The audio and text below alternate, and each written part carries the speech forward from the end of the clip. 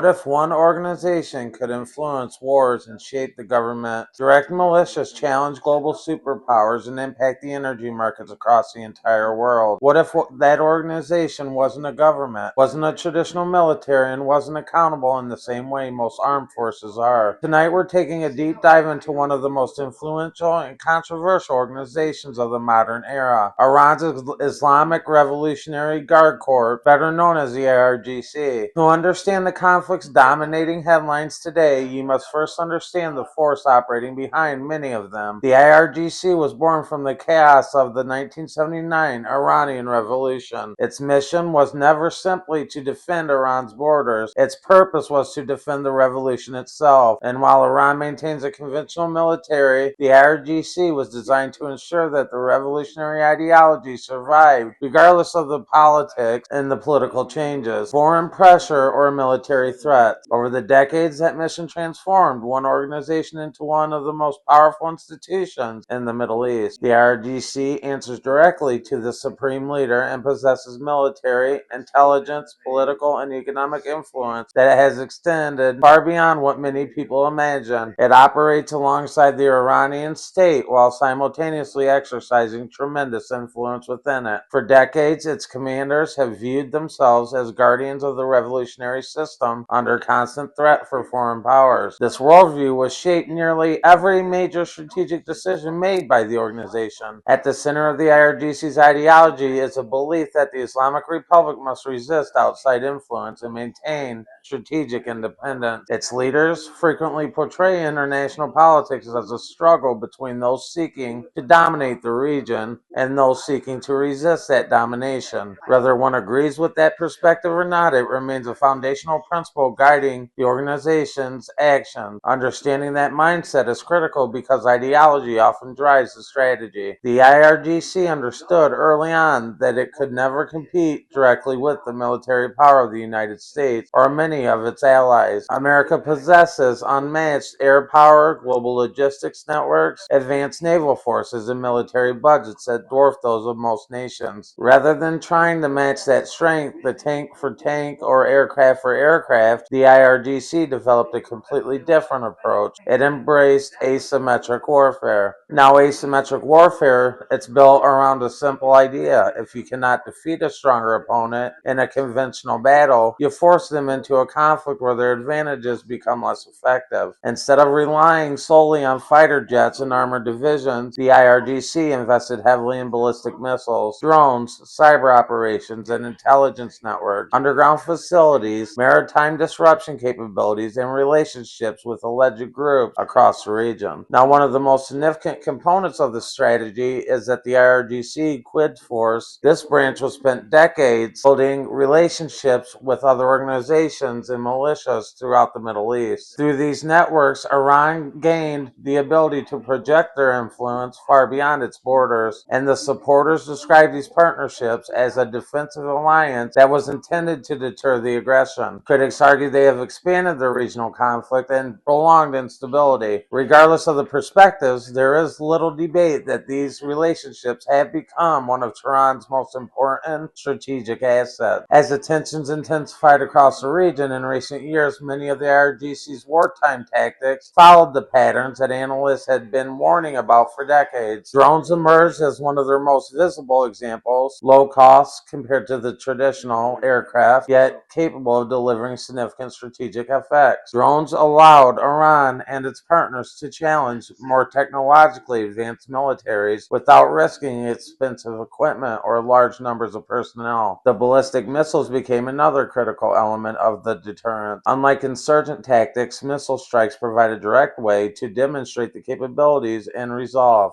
Each launch sends a message not only to the immediate adversaries but also to governments, military planners, and markets around the world. The modern conflicts are no longer fought exclusively on battlefields. They are fought in financial markets, energy sectors, cyberspace, and public opinion as well. There's another key component of the IRGC strategy which has evolved: maritime pressure.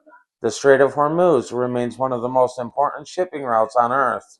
and a significant percentage of the world's energy supplies pass through the narrow corridor throughout periods of heightened tension, and Iranian officials have repeatedly demonstrated their ability to disrupt or to threaten activity in that region. The strategic message is clear. Any conflict involving Iran carries the potential for consequences far beyond the battlefield. Cyber warfare has also become increasingly important. Modern military power is no longer measured solely by bombs, missiles, and soldiers. Information systems, communication networks, infrastructure, and digital platforms have become the strategic targets. The IRGC and its associate cyber units have invested heavily in these capabilities, while also recognizing that the influence and disruptions can sometimes be achieved without firing one single shot. And perhaps the most important aspect of the IRGC's doctrine is its emphasis on endurance. Many military organizations define victory through territory gained or enemies defeated. The IRGC often emphasizes something different: survival, resilience, and persistence. Leaders frequently frame conflicts as long-term struggles where the ability to withstand the pressure becomes a strategic achievement in and of itself. This mindset helps explain why the organization has remained influential despite decades of sanctions, international pressure, and regional confrontations. But the story of the IRGC is not simply about weapons, tactics, or military operations. It is about power. It's about ideology, and it's about how one revolution organization evolved into a force capable of shaping events far beyond its national borders. Whether viewed as a protector of Iranian sovereignty or as a source of regional instability, its influence reaches across governments, economies, armed groups, and conflicts throughout the Middle East. Today, the policymakers and the military commanders, intelligence agencies, and world leaders continue to analyze every move made by the IRGC because they understand fundamental reality. Understanding the organization's worldview is essential to understanding the future of the region itself. And as negotiations, ceasefires, and new geopolitical realities emerge, one question remains unanswered: can the Middle East move toward lasting stability while the revolutionary doctrines that shaped it for decades, throughout decades of conflict, remain intact? Or will the strategies, networks, and ideologies developed over nearly half a century continue to influence the next generation of regional struggles? That question may determine not only the future of Iran, but the future of the Middle East itself. I want to thank you for tuning in to the Unfiltered Political Lens. And if you found this deep dive informative, please like, share, and subscribe. Thank you for your support. It helps us continue bringing detailed analysis and unfiltered perspectives on the stories shaping our world. We appreciate you being here, and we look forward to seeing you in the next episode. And as always, peace.